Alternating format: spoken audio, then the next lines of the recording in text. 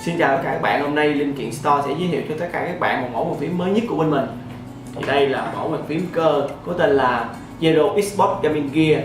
Thì theo kinh nghiệm của mình và tất cả những các bạn đã chơi qua và chia sẻ cho mình là đây là mẫu bàn phím dưới phân khúc dưới 1 triệu, hấp dẫn và đáng sử dụng nhất. Trên đây là phiên bản Zero Xbox Gaming Gear 104 phím. Thì theo các bạn biết là lúc trước Zero Xbox Gaming Gear cũng ra một mẫu là 87 phím.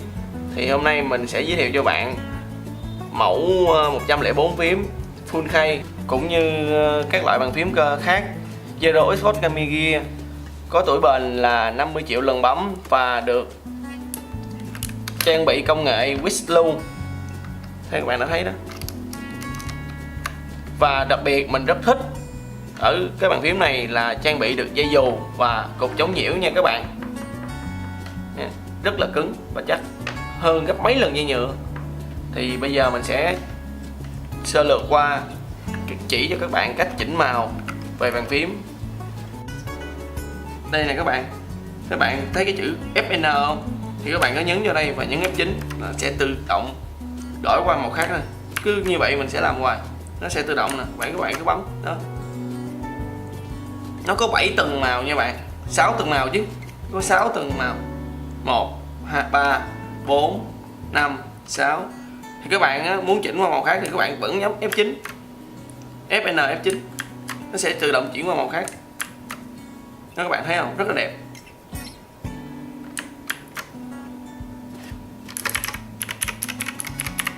Các bạn thấy không? Sẽ tự động. Mà các bạn muốn chỉnh vẫn chỉnh qua đây để bấm.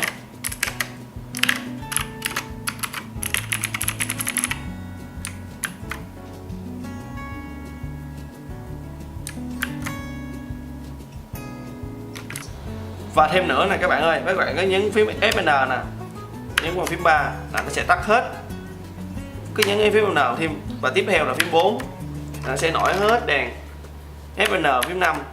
Các bạn thấy không? Giống phím 5 nè, điều đặc biệt mình thích nhất ở phím 5 này á là giống như là chơi game Liên Minh Huyền Thoại các bạn.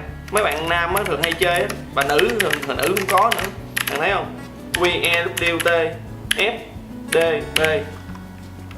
Và phím cuối cùng á là phím số 6 là các bạn cũng thấy mình cũng thích cái này, giống như là mình suy nghĩ cũng như đột kích vậy các bạn. Và đây mình sẽ test tài game cho các bạn xem nha. Bàn phím rất là nhạy nha các bạn. Game này mình rất thích chơi bàn phím rất là nhạy. Bàn phím rất là nhạy nha các bạn. Mình không thích các bạn, nếu các bạn không thích các bạn có thể chuyển qua chế độ khác nha các bạn.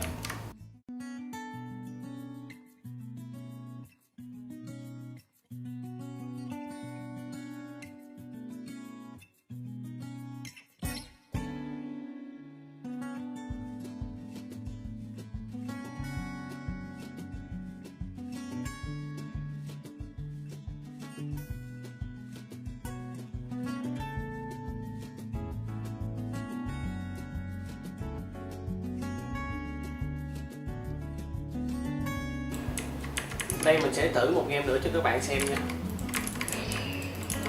Rất là nhạy.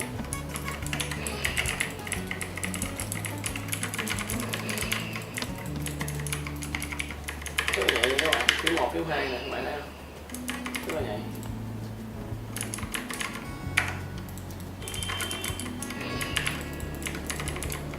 Chạy là bấm một cái này. Rất là nhạy nha các bạn. Các bạn có thể chỉnh qua chế độ khác.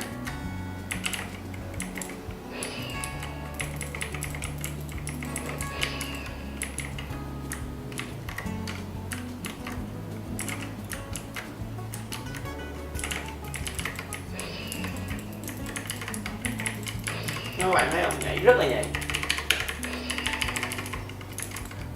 Nhạy lắm các bạn ơi.